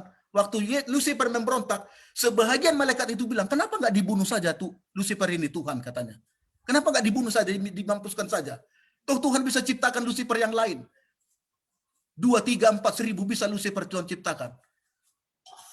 Saudaraku, Roh Nubuat mengatakan, kalau Allah langsung membunuh Lucifer, maka seluruh malaikat-malaikat akan menyembah Tuhan dengan rasa takut dan gentar. Bukan karena mengasihi, bukan karena kasih. Jadi artinya apa? Malaikat yang di surga saja, yang tidak jatuh ke dalam dosa pun, tidak sepenuhnya mengerti tentang karakter Allah. Maka lambat laun mereka mengerti. Jadi sebenarnya pengetahuan malaikat berkembang juga di surga. Ya, kenapa? Setelah Yesus mati di kayu salib, baru mengerti malaikat-malaikat di surga tentang karakter Allah yang sesungguhnya. Itulah. Apalagi kita manusia, tidaklah mungkin kita bisa mengerti pencipta kita 100%. Terima kasih. Baik, terima kasih penjelasannya untuk Pendeta Asnawi Tagalong. Untuk Bapak Evangelis Simon Kikau, apakah ada tambahan lagi? Saya persilakan. Baik, saya ada tambahan mengenai tadi seperti apa kita mau menyatakan Allah lagi supaya orang percaya ya. Ya, di dalam pelajaran kita sebenarnya ada di sini ya disampaikan bagaimana kesaksian daripada Paulus. Ketika Paulus berada di kota Athena, ya satu saat dia jalan-jalan, dia keliling-keliling kota Athena, dia ketemu banyak tulisan Allah yang tidak kenal, Allah yang tidak kami kenal, katanya begitu dia tulis ya, sehingga ditulis di dalam Kisah 17 ayat 23 ini. Akhirnya Paulus bilang, nah inilah tujuan saya datang kemari supaya saya memperkenalkan Allah kepada kamu.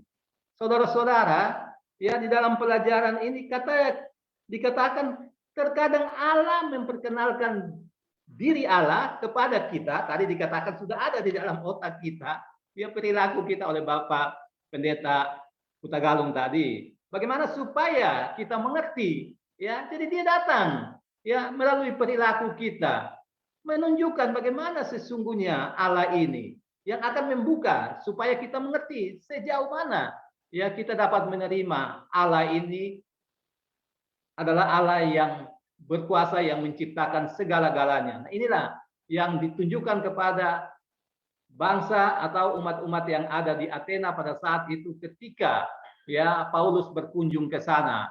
Walaupun sudah diperkenalkan, ada saja orang yang tidak menerima. Namun ya di sini kita harus memperkenalkan sesungguhnya Tuhan ini supaya mereka mengenal, karena mereka tidak tahu, ya. Jadi dalam Alkitab di dalam 2 Roma juga sesuai yang mereka ketahui. Nah, sekarang kita tambahkan lagi supaya mereka lebih mengetahui.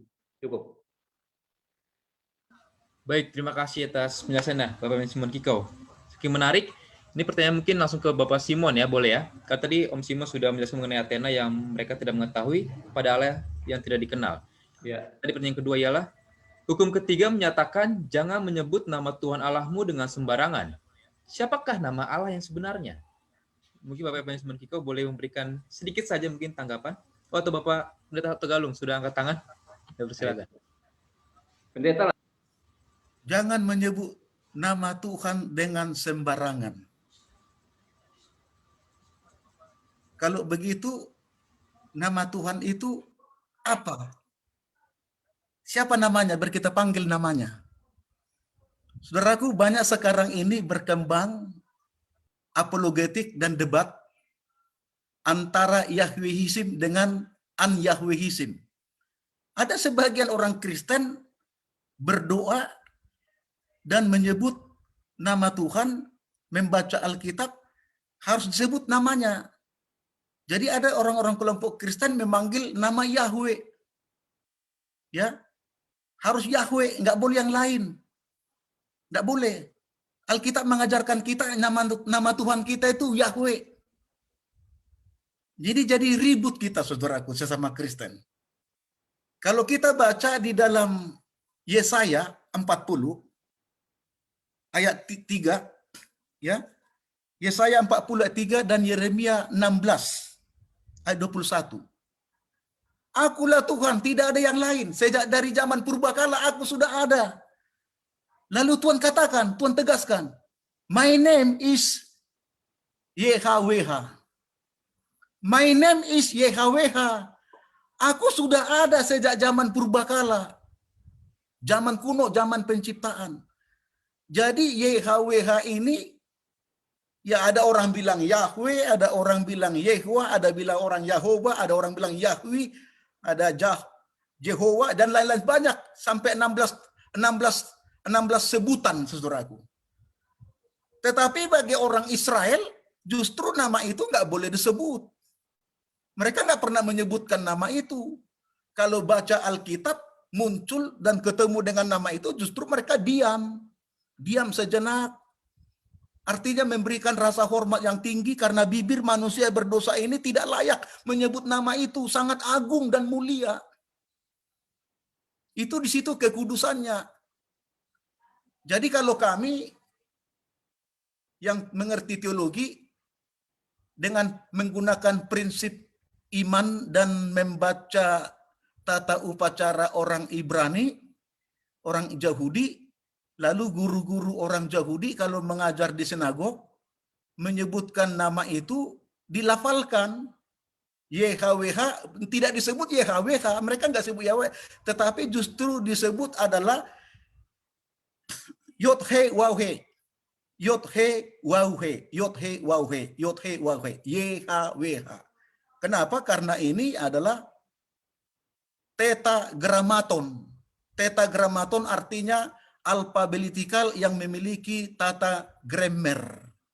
Jadi tetragrammaton atau disebut istilah bahasa Ibrani yang lain kitib kere. Kitib kere. Kitib itu tertulis seperti itu Yod-He Waw-He, tetapi dibaca Adonai. Jadi kitib kere namanya. Kitib tertulis seperti itu YHWH, kere dibaca harus Adonai. Coba Bapak Ibu baca. Nama ini muncul pertama kali di Kejadian 2 ayat 4. Setelah selesai penciptaan langit dan bumi dan segala isinya. Di ayat 1 pasal 1, pada mulanya Allah menciptakan langit dan bumi. Di ayat 3, Allah berfirman, jadilah terang. Allah berfirman, jadilah bumi, daratan, memisahkan lautan, jadilah burung-burung di udara, jadilah tumbuh-tumbuhan. Jadi Allah berfirman di sana sampai 8 kali. Allah berfirman, tetapi Allah yang berfirman di Kejadian 1 itu penciptaan langit dan bumi dan segala isinya, namanya diperkenalkan Kejadian 2 ayat 4, Yahweh. Jadi my name is Yahweh, kata Tuhan. Aku sudah ada sejak zaman dulu. Jadi siapa nama Tuhan? Yahweh. Pertanyaannya, siapa Yahweh itu? Yahweh itu bukan Yesus. Tapi Yesus itu adalah Yahweh. Kenapa? Kembali kepada kealahan tadi. Ketiga keoknum pribadi kealahan itu bisa Yahweh. Bapa itu adalah Yahweh, Anak itu adalah Yahweh, Roh Kudus itu adalah Yahweh. Jadi kalau dikatakan Yesus adalah Yahweh, salah. Kenapa? Karena ketiga oknum pribadi itu Yahweh. Itu namanya. Tetapi kalau dikatakan Yesus adalah Yahweh, iya. Roh Kudus adalah Yahweh, iya. Bapa adalah Yahweh, iya. Coba di Kejadian, di Keluaran pasal 3 ayat 4 dan 6. Datang Tuhan. Tuhan yang datang itu siapa? Ditulis di sana. Yahweh, Yod-He, Wai-He, Yahweh. Lalu Tuhan memperkenalkan di ayat 6, Tuhan memperkenalkan kepada Musa. Musa, akulah Allah nenek moyangmu. Akulah Allah ayahmu. Akulah Allah Yakub, Abraham, Allah Ishak, Allah Yakub. Lalu di ayat 6 dan ayat 4 itu Allah itu namanya Yahweh, Yahweh. Tetapi Musa tanya, namamu siapa Tuhan? Nanti kalau aku pergi kepada orang Israel, ditanya siapa yang mengutus engkau? Lalu saya katakan Allah, Allah nenek moyang kita, Allah Abraham, Allah Ishak, Allah Yakub. Terus ditanya, namanya siapa? Apa jawabku? Lalu Tuhan katakan, Yahweh itu katakan kepada mereka, aku adalah aku. I am is I am. I am that I am. Nah, aku adalah aku ini sebenarnya hanya 3 huruf dari kata YHWH. Tetragramaton tadi. Ehye, aser, ehye. Coba, sebenarnya aku itu bahasa Ibrani, anoki. Is itu aser. Seharusnya anoki, aser, anoki. Tapi enggak dikatakan anoki, aser, anoki ditulis di sana dalam bahasa Ibrani. Justru yang ditulis adalah ehye, aser, ehye. Ehye itu adalah 2 huruf tetragramaton tadi dari YHWH itu. Artinya apa? Aku bentuk tunggal, maskulin, dan imperfect. Jadi di sini ada kata kerja imperfect. Allah yang sejak dari dulu menciptakan langit dan bumi, terus masih bekerja berlangsung dalam karya di menghadirkan manusia. Jadi I am is I am artinya aku selalu ada, hadir, eksis di tengah-tengah kalian. Jadi jangan takut. I always exist. Itu makanya God be with us, saudaraku. Allah beserta dengan kita selalu. Itu sebenarnya siapa? Yahweh. Jadi namanya Yahweh, Bapak Ibu. Tergantung siapa kita mau sebutkan, terserah. Karena kita bukan orang Ibrani. Tapi karena saya menganut konsep orang Ibrani, saya nggak mau sebutkan itu. Ya, saya selalu menyebutkan itu dengan Yod-He, Waw-He. Ditulis YHWH, dibaca Adonai. Itulah nama Tuhan. Adakah hubungannya dengan masa? Ada. Ada. Apa masanya? Masanya masa yang lalu, yaitu bentuk pas yang sudah menciptakan langit dan bumi dan segala isinya. Lalu dia berkarya sepanjang hari, present, masih berlangsung terus pekerjaannya, dan terus sampai kepada future, masa yang akan datang, di mana Yesus akan datang kedua kali. Dia selalu hadir di antara kita. Makanya imperfect. Karena dalam bahasa Ibrani hanya ada 2 kata kerja perfect dengan imperfect. Saudaraku, nggak ada yang lain. Kenapa? Imperfect artinya di situ semuanya. Dari masa lalu sampai masa yang akan datang. Artinya Allah terus hadir di tengah-tengah kita dan tidak pernah meninggalkan kita. Dia bekerja terus di dalam hati dan pikiran kita. Itulah konteks nama Allah Yahweh itu. Saya pikir mudah-mudahan bisa dimengerti, walaupun sedikit saya agak menggunakan bahasa asli Alkitab. Tapi mudah-mudahan dimengerti. Terima kasih. Baik, terima kasih penjelasan yang begitu jelas sekali tadi dari Pendeta Asni Tegalung. Yang saya pikir sudah jelas, atau adakah lagi tambahan dari para panelis yang lain terkait pertanyaan ini? Baik, silakan Pendeta Agustus Manurung. Ya, jadi secara makna teologi dari kitab Perjanjian Lama dan Perjanjian Baru yang disampaikan Pendeta Asnawi, mungkin ini saya tidak tahu. Saya coba mereka pertanyaan ini, apakah ini dimaksud kenapa disebut Allah? Kenapa Alkitab nggak gunakan kata Yahweh? Sebenarnya ada juga sekarang yang dikeluarkan Alkitab itu nama Allah itu semua diganti Yahweh tadi ya, Yahweh tadi. Tapi sebenarnya cara penyebutan bagi bangsa Israel dari dahulu, menyebut Allah itu dia harus menelan dulu air liurnya, nggak gampang langsung menyebut seperti kita sekarang memang ya.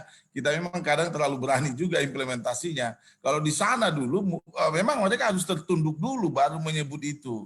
Menarik. Kalau dia yang dimaksud terjemahan bahasa Indonesianya disebut Allah, memang banyak argumen di sana. Yang lalu ada beberapa argumen yang disampaikan bahwa kata Allah itu berasal dari bahasa Arab, jadi nggak cocok diterjemahkan kepada Alkitab. Alasannya karena nama Allah itu sendiri disebut nama dewa dan sebagainya. Saya pikir ini perbincangan yang nggak akan habis putusnya. Tapi kalau bicara kepada Alkitab, ada banyak nama Allah di sana. Ketika dia menjadi Allah penyembuh, Yahweh apa namanya. Ketika kita memerlukan apa, ya begitulah model-model Alkitab. Allah penyembuh, Yahweh apa, itu yang saya tadi, itu ada beberapa nama di sana tertulis. Tapi bagi saya, saudara-saudara, kalaupun diterjemahkan kata Allah, kalau itu membuat saudara lebih berserah, lebih menyerahkan diri kepada Tuhan, jauh lebih baik. Ini hanya tambahan dalam yang disampaikan Pendeta Asnawi tadi. Jadi, saya hanya mau nyebut nama Allah dengan Yahweh, Adonai sebenarnya. Kalau Yahweh itu disebut Adonai, nggak bisa disebut Yahweh tadi, atau Jehovah seperti yang disebut tadi, Adonai. Tapi bagi saya, kalau saya sebut Adonai, mungkin orang lain berpikir, ini sedang ngomong apa, begitu ya. Tapi kalau nyebut nama Allah, lalu dia lebih rendah hati, lebih benar-benar menyerahkan diri kepada Tuhan, kenapa tidak? Gunakan aja bahasa yang paling sederhana.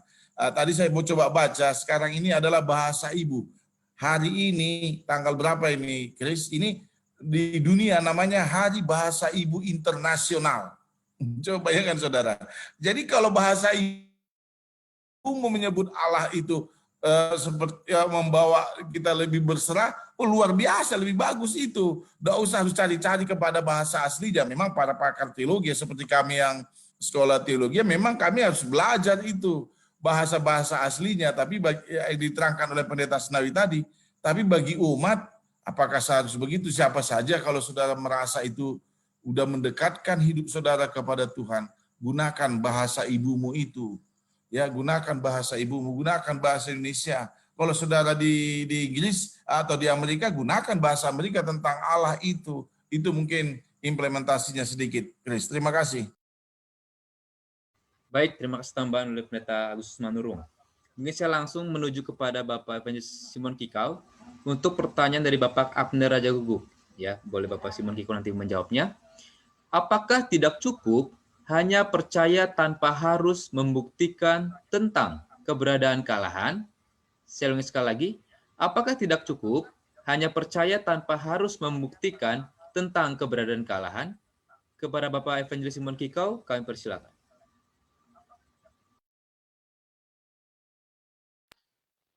Baik, terima kasih Saudara Ketua kami, Ketua Abner, pertanyaannya sangat bagus bagi kita untuk malam hari ini. Tadi sebenarnya saya sudah terangkan di pembuka itu, ya cukup dengan iman saja kita percaya ya. Namun tadi dikatakan kalau percaya hanya iman, saudara percaya, oh saya percaya. Ya dia bilang itu sama juga iman yang buta. Nah dikatakan kalau iman yang berdasarkan Alkitab, kita harus buktikan, ya buktikan apa sesungguhnya ini kebenaran apa tidak. Makanya tadi saya terangkan ada beberapa kejadian yang terjadi yang membuktikan. Contohnya bagaimana penemuan ilmuwan kalau sesungguhnya ya bumi ini bulat, ya Alkitab sudah menulis, ya bagaimana ditulis juga bumi mengelilingi matahari. Sebenarnya dikatakan kepada kita Ibrani sudah benar itu. Ya, cukup percaya. Percaya bukan karena melihat. Ya, namun kita percaya karena iman kita kepada Tuhan. Ya, saya percaya ya kalau kita menaruh harapan penuh kepada Tuhan dengan iman keyakinan kepada Tuhan, maka Tuhan akan bekerja sehingga pembuktian-pembuktian yang kita ragukan mengenai keberadaan Allah itu bisa kita dapatkan ya, dapat penerangan-penerangannya. Mungkin itu yang saya bisa sampaikan. Ada yang lain bisa tambahkan? Baik, terima kasih atas penjelasan Bapak Simon Kikau yang sudah cukup jelas sepertinya. Apakah ada tambahan dari Bapak Jordan Raja Gugup? Baik, menambahkan sedikit saja tadi sudah disampaikan oleh Bapak Simon. Memang betul dalam ayat yang tadi sudah diulang-ulang ya, dalam Yohanes 3 ayat 16 dikatakan karena begitu besar kasih akan dunia ini sehingga Ia telah mengaruniakan Anaknya tunggal supaya setiap orang yang percaya ya. Dikatakan di sana orang bisa memperoleh hidup yang kekal, tidak binasa, syaratnya hanya satu, percaya. Ya betul memang, cukup percaya. Kemudian di Yohanes 3 ayat 18 juga dikatakan di sana barang siapa percaya kepadanya ia tidak akan dihukum ya. Kebalikannya barang siapa tidak percaya ia telah berada di bawah hukuman sebab ia tidak percaya dalam nama Anak Tunggal Allah. Jadi saudara memang percaya itu adalah satu-satunya kunci. Tapi kalau kita lihat dalam keseluruhan Alkitab seperti yang sudah dikatakan oleh Bapak Simon tadi, percaya ini adalah kata percaya ini adalah sifatnya holistik. Maksudnya adalah dalam percaya itu berarti kita mengenal Allah, kita memiliki iman kepada Allah, kita menuruti semua perkataannya, kita mengasihi Allah. Itulah definisi percaya. Ya. Jadi tidak bisa ojok-ojok kita bilang, oh saya percaya kepada Tuhan, tapi ternyata kehidupan kita sama sekali tidak menunjukkan kalau kita adalah seseorang yang percaya kepada Tuhan. Nah, kemudian ada lagi satu yang penting juga, ayat yang paling saya sukai, yaitu Hosea 4 ayat 6. Dikatakan umatku akan binasa karena tidak mengenal Allah. Jadi saudara pengetahuan akan Allah, tentang kasih Allah, tentang bagaimana sifatnya, itu pun perlu. Dan itu semuanya masuk dalam satu kata percaya ini. Jadi percaya ini bukan hanya kita bilang saya percaya kepada Tuhan, tapi saya tidak mengenal Tuhan. Ya, itu juga berbahaya. Pada saat kita mengatakan, oh saya percaya kepada Tuhan, itu adalah holistik, semuanya ada di sana. Kita mengasihi Tuhan, kita melakukan perintahnya, kita melakukan apapun segalanya yang dilakukan oleh Tuhan, dan kita mengenal Tuhan melalui Alkitab, dan juga seluruh alat-alat yang sudah Tuhan berikan kepada kita, supaya kita bisa mengenal Tuhan. Terima kasih. Baik, terima kasih atas tanggapannya atau tambahan dari Bapak Jordan. Untuk Pendeta Agus Manurung atau Pendeta Asnawi Tagalung, apakah ada tambahan terkait pertanyaan ini? Oke, Pendeta Tagalung sudah cukup. Pendeta Manurung, ya silakan. Ya, jadi memaknai kata percaya dan iman, sebenarnya kalau kembali kepada bahasa Yunani pisteo namanya, tapi ini begini, maknanya begini. Percaya itu menyerahkan diri gitu loh. Saya percaya itu saya menyerahkan diri gitu.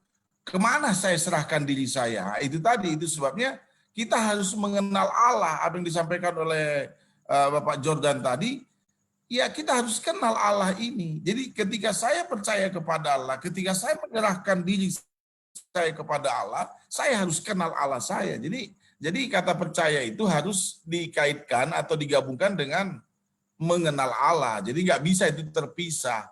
Karena kalau hanya percaya itu nanti konsepnya bisa kemana-mana. Jadi saudara jangan salah. Ada orang yang percaya kepada ilah lain? Ada. Tapi yang kita mau berbicara di sini dari iman, ini dikaitkan dengan kepada siapa saya menyerahkan diri saya. Ya, seorang anak dia akan nangis kalau bukan ibunya yang pegang dia. Tapi dia akan merasa nyaman ketika ibunya pegang dia. Jadi kembali, siapa Allah yang kita sembah supaya kita memperoleh keselamatan. Jangan lupa, intinya adalah keselamatan. Inti kita ini keselamatan. Jadi ketika saya berbicara percaya, saya berbicara tentang keselamatan saya. Kemana saya harus serahkan? Nah itu poinnya. Dan mengenal Allah sangat penting. Sangat penting karena ketika kita menyerahkan diri kita kepada Allah, di sana ada keselamatan, rencana dari semula yang Tuhan sudah berikan, bahwa Tuhan tidak mengingini kematian orang fasik sekalipun, tapi Tuhan mengingini keselamatan semua umat manusia. Demikian, Chris, tambahan aja. Silakan.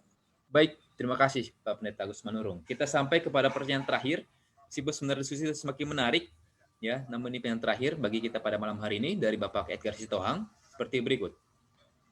Pemahaman akan Trinitas ini dibutuhkan suatu pemahaman secara sudut pandang keimanan dan kerohanian Kristen. Di luar itu, sulit untuk menerima dan memahami akan Trinitas ini. Bahkan di kekristenan ini juga masih ada yang tidak memahami dan mengerti Trinitas ini, apalagi di luar kekristenan ini. Oleh karena itu, apa sebenarnya yang menjadi titik permasalahan? Mengapa begitu sulit untuk menerima dan memahami Trinitas? Baik, Neta Asnawi sudah mengangkat tangannya, kami persilakan. Baik. Di dalam dunia Kristen saja pun masih banyak perdebatan sekarang ini antara pro dan kontra, terima atau menolak tentang Allah Tritunggal, keallahan yang Trinitas. Ya, apalagi yang di luar denominasi Kristen. Sulit untuk dipahami, saudaraku. Mengapa itu terjadi? Itu kembali kepada konsep logika kita. Karena kita menggunakan logika kita. Kita mau buat Tuhan itu seperti keinginan kita. Kita batasi Tuhan dengan pemahaman kita. Kita tidak membiarkan firman itu yang menerangi pikiran kita dan biarkan Tuhan itu yang menjelaskan dirinya kepada kita. Salah satu contoh yang paling berdebat sekarang ini adalah antara istilah Trinitarianism dengan Unitarianism. Ya, antara percaya Tritunggal Allah, Tritunggal dengan hanya satu Allah, oneness. Ya, berdebat. Kenapa? Karena menggunakan, itu tadi pertama saya bilang, karena pikiran kita batasi dan kita mau Allah itu seperti yang kita mengerti. Bukan seperti yang Alkitab katakan untuk kita. Ini sebaliknya, kita mau atur-atur Tuhan. Jadi kita batasi kuasa Tuhan. Dan wewenang Tuhan, otoritas Tuhan. Tuhan itu maunya seperti yang kita inginkan. Konsep pemikiran saya begini tentang Tuhan. Bukan begini tentang Tuhan menurut Alkitab untuk saya. Itu satu. Lalu yang kedua, kenapa kita ribut dan banyak simpang siur pengertian? Karena orang-orang teologi ini menggunakan istilah-istilah yang sulit dimengerti banyak orang dan yang tidak ada di dalam Alkitab. Salah satu contoh, kebanyakan kita menggunakan terminologi teologi. Tidak ada dalam Alkitab. Seharusnya yang kita gunakan adalah biblical terminology. Biarkan Alkitab itu yang mengeluarkan istilahnya untuk kita. Bukan istilah yang kita ciptakan untuk Alkitab. Itu maksud saya, teologi, terminologi dengan biblical terminology. Jadi mari kita kembali kepada basic. Bible basic, ya. Back to Bible.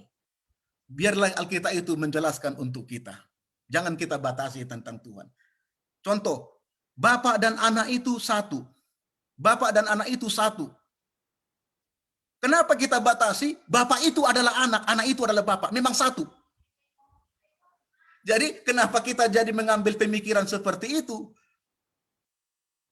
Lalu Yesus katakan dalam Yohanes pasal 21, Bapak di dalam aku dan aku di dalam Bapak. Aku berdoa untuk kamu supaya kamu juga menjadi satu. Sama seperti aku dengan Bapa adalah satu. So, jadi mengatakan hanya satu Tuhan. Tidak ada Trinitas. Kenapa? Karena tidak dimengerti konsep tentang Alkitab itu. Tentang satu di sana apa? Sama seperti tadi. Ulangan pasal 6 ayat 4. Sema Israel, Adonai Elohenu, Adonai Ehad. Jadi kalau bahasa Ibrani kita baca harus dilantunkan. Kalau saya tidak melantunkannya, padahal saya mengucapkan bahasa Ibrani, saya berdosa menurut orang Ibrani. Ya, jadi kalau saya kutip bahasa asli Alkitab harus saya lantunkan. Jadi, dengarlah hai orang Israel, Allah itu Tuhan kita, Tuhan itu Esa. Ya, kata Esa di sana apa? Esa di sana bukan angka, bukan jumlah, bukan kuantiti. Menunjukkan satu, bukan. Esa. Beda esa dengan satu, beda itu. Jangan kita persempit pikiran kita dengan mengatakan itu sama, beda. Mungkin eka boleh, eka itu boleh satu. Tapi esa itu beda. Kenapa? Karena dalam Alkitab di bahasa Ibrani digunakan kata ehad, bukan wahid. Kalau wahid satu. Bahasa Ibrani yang lain digunakan risen. Risen itu satu. Atau pertama awal. Tapi digunakan ehad. Kenapa? Karena untuk Allah digunakan ehad. Artinya apa? Kesatuan unggul. Kesatuan yang unggul, yang utama itu. Itu dalam artinya, saudaraku. Jadi berarti ada tiga yang menjadi kesatuan. Supaya kita mengerti. Septuaginta, Alkitab Perjanjian Lama diterjemahkan ke dalam bahasa Yunani tahun 285 sebelum Masehi. Untuk Ulangan pasal 6 ayat 4 digunakan kata heis. Heis. Jadi sama ehad itu heis. Heis itu artinya esa, bukan satu. Kalau satu dalam bahasa Ibrani, bahasa Yunani mono atau enas. Tapi nggak digunakan mono di sana dengan enas. Artinya apa? Untuk Tuhan itu bukan jumlah, bukan angka, tetapi satu kesatuan dari ketrinitasan. Ketritunggalan itu adalah esa. Nah, jadi konsep yang seperti ini yang tidak bisa diterima orang. Kenapa? Karena kita batasi dengan kata satu. Hanya satu Tuhan. Padahal di sana bukan wahid. Kalau bahasa Arab tauhid namanya. Bukan wahid, Bapak Ibu. Beda tauhid, beda dengan wahid. Wahid itu satu. Tauhid itu kesatuan dari oknum keallahan. Jadi kenapa sulit dimengerti? Satu, karena kita memaksakan logika kita untuk Alkitab dan membatasi wewenang Tuhan. Tidak Alkitab itu menjelaskan kepada kita. Kita tidak buka pikiran. Kedua, karena terlalu banyak kita menggunakan terminologi teologi. Istilah-istilah sarjana teologi. Tidak menggunakan istilah Alkitab itu sendiri. Dengan membuka konteks bahasa aslinya. Terima kasih. Baik, terima kasih penjelasan Pendeta Asnawi Tagalung. Untuk narasumber yang lain, apakah ada tambahan lagi terkait pertanyaan ini? Pak Jonas sudah jelas. Dari Evangelis Simon Kikau, ada tambahan lagi? Tidak ada. Dari Pendeta Agustus Manurung, ada tambahan? Ya, istilah isi Alkitab itu sebabnya banyak orang mencoba bertanya tentang Trinitas sendiri ya. Jadi ini perdebatan yang sangat panjang. Kembali kita harus memahami biarlah Alkitab itu sendiri yang membicarakan dirinya begitu ya. Jadi itu poinnya saya pikir yang disampaikan oleh Pendeta Asnawi tadi, itu poinnya. Jadi istilah enggak terlalu, bagaimana saya katakannya, para teologian memang menciptakan istilah-istilah membuat seperti ini penting, padahal ketika ditanya sendiri apa sih Trinitas itu, hampir banyak ketidakmampuan menerangkan Trinitas itu. Ada yang menyebut itu seperti ada yang mengajarkan Trinitas itu seperti matahari yang dipisahkan, mataharinya, panasnya, sinarnya dipisahkan. Tapi itu pun teologianya itu nggak cocok untuk berbicarakan tentang Allah Bapa, Allah Anak dan Roh Kudus. Nggak cocok. Ada juga yang mengimplementasikan Trinitas itu dengan cara-cara lainnya. Sangat tidak cocok sebenarnya implementasinya. Tapi karena teologian ini belajar, saya kata tadi, mencoba memahaminya. Tapi kalau mau dicari di Alkitab, kata Trinitas sendiri tidak ada. Jadi itu yang mau saya tambahkan aja sedikit. Baik, terima kasih atas penjelasannya dari Pendeta Agus Manurung terkait penambahan akan pertanyaan tadi. Tidak terasa kita sudah sampai di penghujung acara kita. Kita sudah live kurang lebih hampir 1 jam 45 menit disaksikan oleh para pemirsa. Ya, Pendeta Tagalung, apakah ada tambahan sedikit lagi? Ada di chat itu dari Ketua Edgar Sitohang itu, jangan salah mengerti. Saya udah baca tadi. Saya mau terangkan sedikit. Saya mau terangkan dulu sedikit sebelum ditutup. Baik, ya. silakan. Ya. Seperti bingung saya. Sebab Tagalung mengatakan tadi Yahweh itu bukan Yesus, tapi Yesus itu adalah Yahweh. Nah, seperti itu. Karena konsep Trinitas. Jadi saya mau jelaskan di sini kembali pelan dengan beberapa ilustrasi kalau masih ada waktu. Karena kita berbicara konsep keallahan, bab 2 ini, doktrin bab 2 keallahan, berarti keallahan itu adalah Allah Tritunggal, Allah Trinitas. 3 pribadi yang berbeda atau 3 oknum. Sama kekal, sederajat, dan memiliki kuasa yang sama, tetapi yang terbagi dalam ketiga ilahi, namun memiliki satu tujuan dan maksud. Kenapa saya katakan tadi, Yahweh bukan Yesus, tetapi Yesus adalah Yahweh. Tolong dicermati kalimat saya. Dalam konteks keallahan, kalau kita menyebut Yahweh itu adalah Yesus, itu enggak benar, kurang tepat. Saya nggak mau katakan salah, kurang benar, kurang tepat. Kenapa? Karena ada 3 oknum, 3 pribadi keallahan. Makanya saya bilang sebaliknya, Yesus adalah Yahweh, bukan Yahweh adalah Yesus. Kenapa? Karena ada 2 lagi, Bapa dengan Roh Kudus. Contoh, alat tulis adalah pena. Benar atau salah? Alat tulis adalah pena. Benar, tapi nggak tepat. Saya nggak mau katakan salah, kurang tepat. Tapi kalau dikatakan pena adalah alat tulis, baru benar. Kenapa? Karena banyak alat tulis, bisa pensil, bisa spidol, bisa kapur, bisa yang lain-lain. Iya, jadi alat tulis adalah pena, itu nggak tepat. Tapi pena adalah alat tulis, itu baru benar. Begitu juga dengan Yesus. Yahweh bukan Yesus, tapi Yesus adalah Yahweh.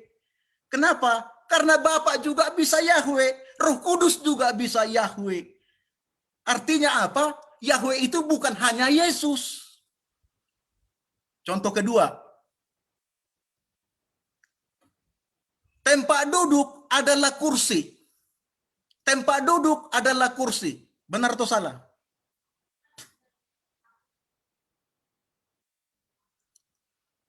Tempat duduk adalah kursi.